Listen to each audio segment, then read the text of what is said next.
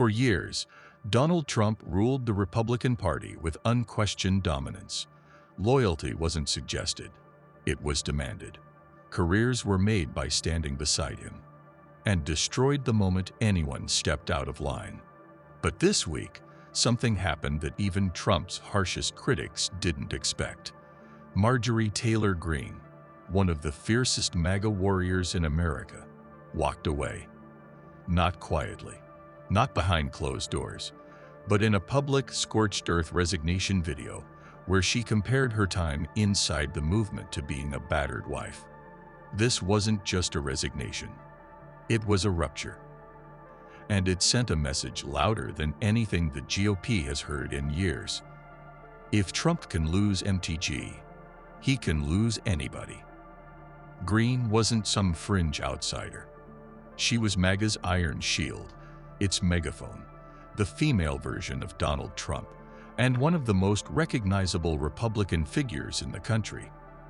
If the MAGA movement had an encyclopedia entry, her picture would have been right next to it, head tilted forward, MAGA baseball cap, voice booming through stadium speakers. And yet, something changed. It didn't happen overnight. It happened slowly, then all at once.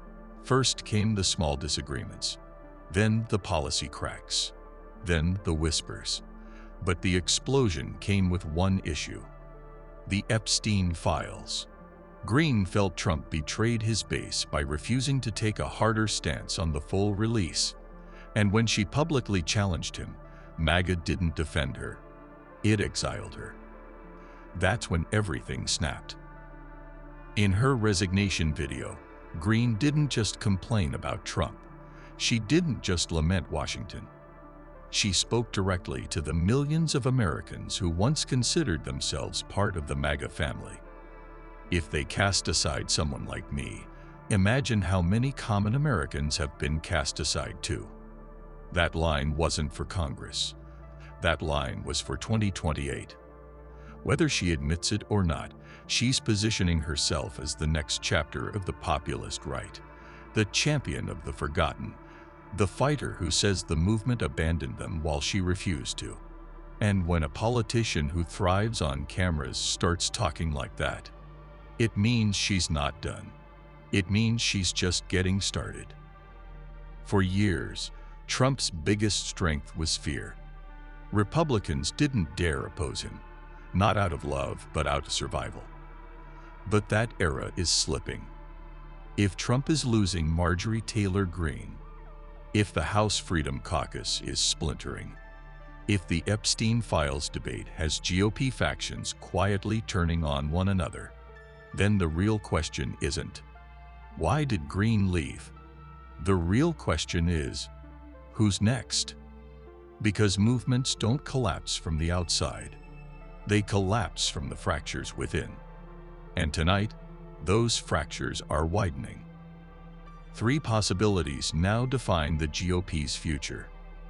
A civil war explodes inside the party.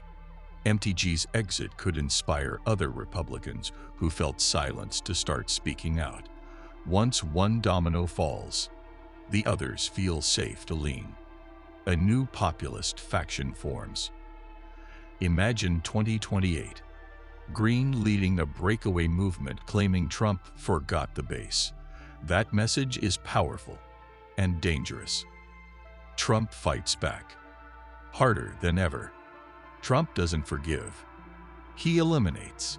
Expect attacks, nicknames, and a new wave of MAGA loyalty tests. But this time, his grip isn't guaranteed, because the most feared question in Republican politics is suddenly on the table. If Trump no longer controls MAGA, who does? Marjorie Taylor Greene's resignation isn't about one politician walking away. It's about the first visible crack in a wall Republicans thought was indestructible. Trump built a movement around loyalty. But loyalty can vanish the moment followers feel abandoned. And now, Trump's grip on the GOP is weaker than ever, and the next few months could determine whether MAGA survives, fractures, or evolves without him. The earthquake has started. The aftershocks are coming. So now, the question is yours. Is this the moment Trump finally loses control of the GOP? Or is this just the beginning of an even bigger internal war? I want to hear what you think. Drop your thoughts in the comments. I read every single one. And if you found this breakdown useful, hit like, subscribe to the channel, and turn on notifications so you never miss the next chapter of this political earthquake. Because this story is only getting started, and you're going to want to see what comes next.